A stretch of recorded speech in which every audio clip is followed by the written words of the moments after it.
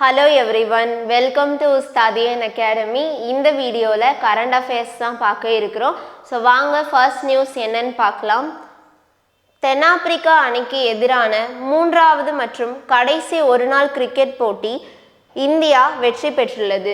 So தென்னாப்பிரிக்கா அணிக்கு எதிரான ஒரு நாள் கிரிக்கெட் போட்டி எங்கே நடந்துச்சு அப்படின்னு பார்த்தோன்னா தென்னாப்பிரிக்காவில் இருக்கக்கூடிய பால் சிட்டி அப்படின்ற நகரில் வந்து நடந்துச்சு. PAARL. ஸோ இந்த சிட்டியில் வந்து நடைபெற்ற ஒரு போட்டி தான் என்னது கடைசி ஒரு நாள் கிரிக்கெட் போட்டி. இதில் வந்து தென்னாப்பிரிக்கா அணியை வீழ்த்தி இந்தியா என்ன பண்ணியிருக்காங்க அப்படின்னு பார்த்தோன்னா வெற்றி பெற்றிருக்காங்க. 2-1 என்ற கணக்கில் தென்னாப்பிரிக்கா அணியை வீழ்த்தி இந்திய அணி கடைசி ஒரு நாள் கிரிக்கெட் போட்டியில் வெற்றி பெற்றுள்ளது. நெக்ஸ்ட் நியூஸ், அமைச்சர் ராஜ கண்ணப்பனுக்கு உயர் கல்வித்துறை பொறுப்பானது கூடுதலாக வழங்கப்பட்டுள்ளது. ஸோ நம்ம நேற்று உள்ள நியூஸில் வந்து பார்த்துருப்போம். என்ன உயர் கல்வித்துறை அமைச்சராக இருந்த பொன்முடி அவர்களுக்கு சிறை தண்டனை விதிச்சிருப்பாங்க, 3 ஆண்டுகள் சிறை தண்டனை. எதற்காக அப்படின்னு பார்த்தோன்னா வருமானத்திற்கு அதிகமான சொத்து குவிப்பு வழக்கில் அவருக்கு வந்து சிறை தண்டனை வந்து விதிச்சிருப்பாங்க. அண்ட் 50 லட்சம் ரூபாய் அபராதமும் விதிச்சிருப்பாங்க. ஸோ இந்த மாதிரி அமைச்சர் பதவியிலேயே இருக்கும்போது சிறை தண்டனை பெற்ற நபர்கள் யாரெல்லாம் அப்படின்னு பார்த்தோன்னா ஜெயலலிதா, அப்புறம் வந்து பாலகிருஷ்ண ரெட்டி, அதை தொடர்ந்து பொன்முடி அவர்கள். ஸோ இப்படி அவர் வந்து பதவியில் இருக்கும்போதே சிறை தண்டனை வந்து அவருக்கு விதிக்கப்பட்டதுனால அவருடைய பதவி இழப்பு, அதாவது அமைச்சர் பதவி மற்றும் MLA பதவி வந்து தகுதி இழப்பு செய்யப்படுகிறது. ஸோ அதை தொடர்ந்து அந்த உயர்கல்வித்துறை பொறுப்பை வந்து யார் கொடுத்துருக்காங்க அப்படின்னு பார்த்தோன்னா அமைச்சர் ராஜ கண்ணப்பனுக்கு வந்து வழங்கியிருக்காங்க. ஸோ முதல்வர் அவர்களின் ஆலோசனையின் பேரில் ஆளுநர் வந்து இதற்கு வந்து ஒப்புதல் தெரிவிச்சிருக்காங்க. ராஜ கண்ணப்பன் யாரு அப்படின்னு பார்த்தோம்னா பிற்படுத்தப்பட்டோர் மற்றும் சீர்மரபினர் துறையின் அமைச்சராக இருக்கக்கூடிய ஒரு நபர் தான் யாரு அப்படின்னு பார்த்தோம்னா ராஜ கண்ணப்பன் அவர்கள். ஸோ இப்போ இவருக்கு வந்து என்ன பண்ணியிருக்காங்க, உயர் கல்வித்துறை மற்றும் அறிவியல் தொழில்நுட்பத்துறையை வந்து கூடுதல் பொறுப்பாக வந்து வழங்கியிருக்காங்க.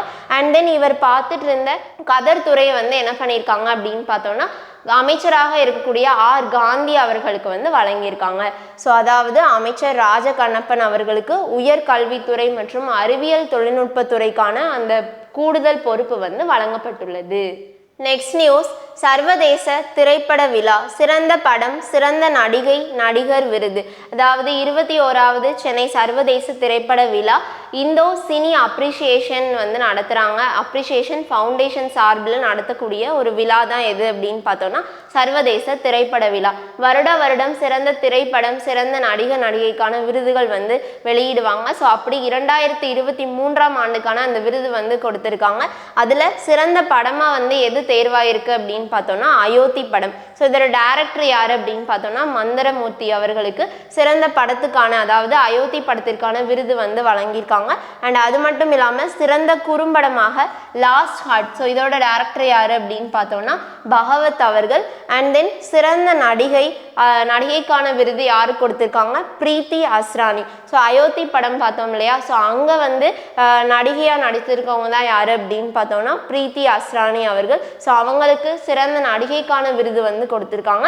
ஸோ அது மட்டும் இல்லாமல் 2023ஆம் ஆண்டிற்கான சிறந்த நடிகருக்கான விருது வடிவேல் அவர்களுக்கு வந்து கொடுத்துருக்காங்க. மாமன்னன் திரைப்படம் உங்களுக்கு தெரியும். ஸோ அந்த படத்தில் வந்து சிறப்பாக வந்து நடிச்சிருப்பாரு. ஸோ அதனால சிறந்த நடிகருக்கான அவார்டு வந்து வடிவேலு அவர்கள் பெறுகிறார். ஸோ சர்வதேச திரைப்பட விழா எங்கே நடந்துச்சு, சென்னையில் இருக்கக்கூடிய ராயப்பேட்டையில் நடந்திருக்கும். ஸோ அதில் சிறந்த படமாக அயோத்தி விருது பெற்றுள்ளது, சிறந்த குறும்படமாக லாஸ்ட் ஹார்ட், அண்ட் தென் சிறந்த நடிகை பிரீத்தி அஸ்ரானி, சிறந்த நடிகர் வடிவேலு அவர்கள் பெற்றுள்ளார்.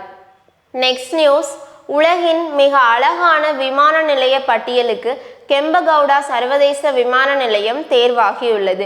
ஸோ கெம்பகவுடா சர்வதேச விமான நிலையம் எங்கே இருக்குது அப்படின்னு பார்த்தோம்னா இந்தியாவில் பெங்களூரில் இருக்கக்கூடிய ஒரு ஏர்போர்ட் தான் எது அப்படின்னு பார்த்தோம்னா கெம்பகவுடா சர்வதேச விமான நிலையம். ஸோ இதை வந்து உலகின் மிக அழகான விமான நிலைய பட்டியலில் வந்து தேர்வாயிருக்கு. ஸோ இந்த பட்டியல் யார் வெளியிடுறாங்க அப்படின்னு பார்த்தோம்னா யுனெஸ்கோ வந்து வெளியிடுறாங்க. ஸோ அதாவது பிரிக்ஸ் வெர்சைல்ஸ்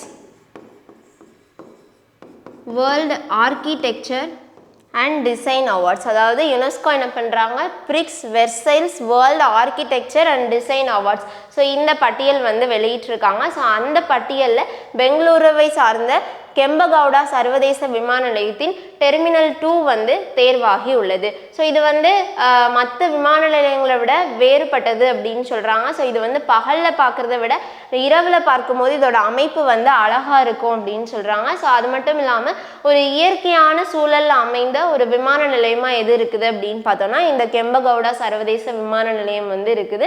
ஸோ இதை வந்து இயற்கையின் தோட்டம் அப்படின்னு சொல்லலாம். ஸோ அந்த அளவுக்கு இருக்கக்கூடிய ஒரு விமான நிலையம் தான் எது அப்படின்னு பார்த்தோம்னா பெங்களூரில் அமைந்துள்ள கெம்பகவுடா சர்வதேச விமான நிலையம். கிட்டத்தட்ட 2,55,000 சதுர மீட்டர் பரப்பளவில் மிகப்பெரிய அளவில் உள்ள ஒரு விமான நிலையம் தான் எது அப்படின்னு பார்த்தோம்னா இந்த விமான நிலையம். ஸோ இது வந்து யுனெஸ்கோவின் உலகின் மிக அழகான விமான நிலையம் பட்டியலில் தேர்வாகி உள்ளது. நெக்ஸ்ட் நியூஸ், பிரான்ஸ் நாட்டின் அதிபர் இமானுவேல் மேக்ரான் ஜனவரி 26ஆம் தேதி சிறப்பு விருந்தினராக கலந்து கொள்கிறார். ஸோ ஜனவரி 26 இந்திய குடியரசு தின விழா வந்து அனுசரிப்போம். ஸோ அதுக்கு வந்து இந்திய பிரதமர் நரேந்திர மோடி அவர்கள் பிரான்சின் அதிபராக இருக்கக்கூடிய இமானுவேல் மேக்ரான் அவர்களுக்கு சிறப்பு விருந்தினராக வந்து அழைப்பு விடுத்திருக்காங்க. ஸோ ஒவ்வொரு வருடமும் உலக நாடுகளில் இருக்கக்கூடிய தலைவர்களை வந்து சிறப்பு விருந்தினராக வந்து அழைப்பு விடுப்பாங்க. அதாவது 2021, 2022 கொரோனா காரணமாக யாருமே வந்து வந்திருக்க மாட்டாங்க. 2023 எகிப்து அதிபர் வந்து இங்கே வந்து சிறப்பு விருந்தினராக வந்து வந்திருப்பார். ஸோ அதை முன்னிட்டு இப்போ 2024 பிரான்ஸ் நாட்டின் அதிபர் இமானுவேல் மேக்ரான் அவர்கள் ஜனவரி 26ஆம் தேதி குடியரசு தின விழாவில் சிறப்பு விருந்தினராக கலந்து கொள்ள இருக்கிறார்.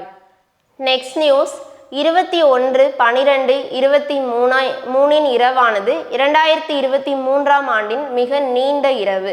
ஸோ அதாவது மிக நீண்ட இரவு அப்படின்னு எதை சொல்லுவோம் அப்படின்னு பார்த்தோம்னா பூமியோட வடதுருவம் இருக்கு இல்லையா, ஸோ அது வந்து சூரியன்கிட்ட இருந்து வெகு தொலைவில் வந்து இருக்கும். கிட்டத்தட்ட 23.4 டிகிரி அதோட அச்சில் வந்து சாய்ந்து சூரியன்கிட்ட இருந்து ரொம்ப தூரமாக வந்து இருக்கும். ஸோ அப்படி இருக்கும்போது பகல் பொழுது வந்து கம்மியாகவும் இரவு பொழுது வந்து நீளமாகவும் இருக்கும். ஸோ அதை தான் என்னன்னு சொல்கிறாங்க, நீண்ட இரவு அப்படின்னு சொல்கிறாங்க. ஸோ இந்த வருடம் மிக நீண்ட இரவாக எது இருக்குது அப்படின்னு பார்த்தோம்னா டிசம்பர் 21ஆம் தேதி மிக நீண்ட இரவாக உள்ளது.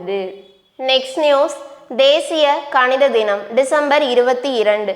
ஸோ டிசம்பர் 22ஆம் தேதி நேஷ்னல் மேத்தமேட்டிக்ஸ் டேவா வந்து அனுசரிக்கிறோம். ஸோ யாருடைய பிறந்த நாள் அப்படின்னு பார்த்தோம்னா கணித மேதாவியாக இருக்கக்கூடிய அதாவது ராமானுஜம் அவர்களின் பிறந்தநாள் 1887 டிசம்பர் 22 ஈரோட்டில் வந்து பிறந்திருப்பார். ஸோ அவருடைய பிறந்த நாளை முன்னிட்டு தான் என்ன பண்ணுறோம் அப்படின்னு பார்த்தோம்னா தேசிய கணித தினம் வந்து செலிப்ரேட் பண்ணுறோம்.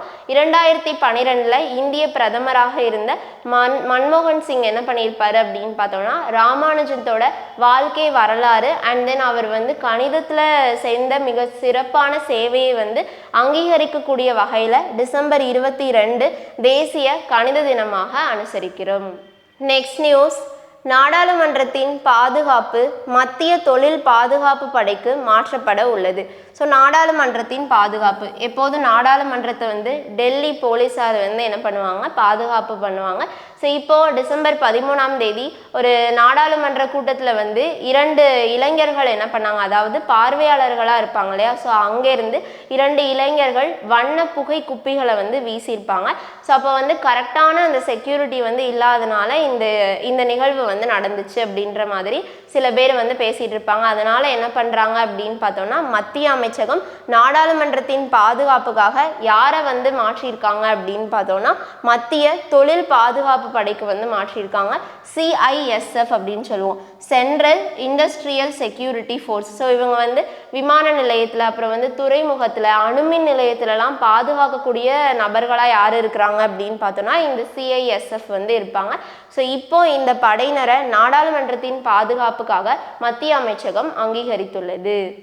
நெக்ஸ்ட் நியூஸ், பத்மஸ்ரீ விருதை பிரதமர் மோடியிடம் திரும்ப ஒப்படைப்பதாக இந்திய மல்யுத்த வீரர் பஜ்ரங் புனியா அறிவித்துள்ளார். ஸோ பஜ்ரங் புனியா யார் அப்படின்னு பார்த்தோம்னா இந்திய மல்யுத்த வீரர். ஸோ அவர் வந்து அவருக்கு கொடுத்த பத்மஸ்ரீ விருதை திருப்பி கொடுப்பதாக வந்து அறிவிச்சிருக்காரு. ஸோ எதற்காக இந்த மாதிரி அறிவிப்பு வந்து வெளியிட்டிருக்காங்க அப்படின்னு பார்த்தோம்னா இந்திய மல்யுத்த கூட்டமைப்பு. ஸோ இதோட தலைவரை வந்து தேர்ந்தெடுத்திருக்காங்க. யாரை வந்து தேர்ந்தெடுத்திருக்காங்க அப்படின்னு பார்த்தோம்னா சஞ்சய் சிங் யார் அப்படின்னு பார்த்தோம்னா இந்திய மல்யுத்த கூட்டமைப்போட முன்னாள் தலைவர் அண்ட் தென் பாலியல் குற்றச்சாட்டுக்கு உள்ளான ஒரு நபர் தான் யார் அப்படின்னு பார்த்தோம்னா சரண் சிங் அவர்கள்.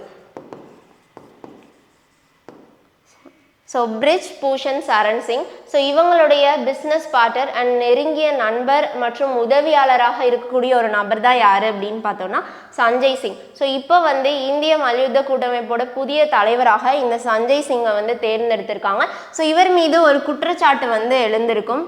கடந்த ஜனவரி மாதம் என்ன பண்ணியிருப்பாங்க அப்படின்னு பார்த்தோன்னா மல்யுத்த வீராங்கனைகளை வந்து செக்ஸுவல் ஹராஸ்மெண்ட் பண்ணுறதா இவர்கிட்ட வந்து குற்றச்சாட்டு வந்து வச்சுருப்பாங்க. ஸோ அதை முன்னிட்டு நிறைய மல்யுத்த வீரர்கள் மற்றும் வீராங்கனைகள் வந்து போராட்டத்தில் வந்து ஈடுபட்டிருப்பாங்க. அந்த போராட்டம் வந்து ஈடுபடக்கூடாது, போராட்டம் வந்து தடை செஞ்சுருப்பாங்க. இவர் மீது எந்த ஒரு எஃப்ஐஆருமே வந்து பதிவு செஞ்சுருக்க மாட்டாங்க. தொடர்ந்து ஒரு 4 மாதத்துக்கு ஒருக்க போராட்டம் நடத்தி நீதிமன்றத்தில் வந்து இவர் மீது எஃப்ஐஆர் வந்து பதிவு பண்ணியிருப்பாங்க.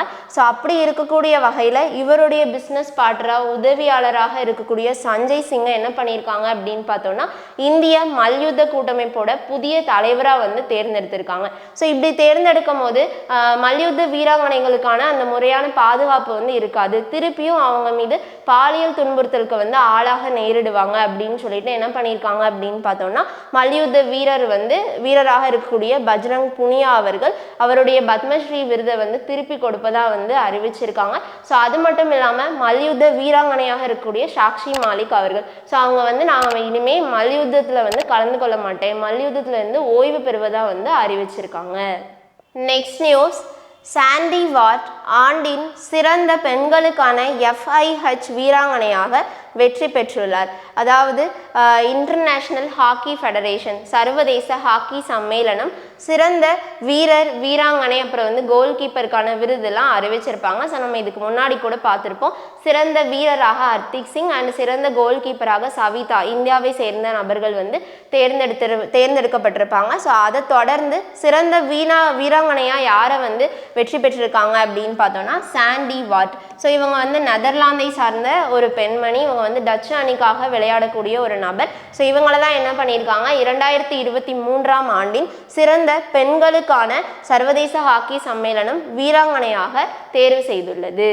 ஸோ இந்த வீடியோவில் இன்னைக்கான கரண்ட் அஃபேர்ஸ் பார்த்தோம். இந்த வீடியோ உங்களுக்கு பிடிச்சிருந்ததுன்னா லைக் பண்ணுங்கள், ஷேர் பண்ணுங்கள், மறக்காமல் உஸ்தாதியன் அகாடமிக்கு சப்ஸ்கிரைப் பண்ணுங்கள். தேங்க்யூ.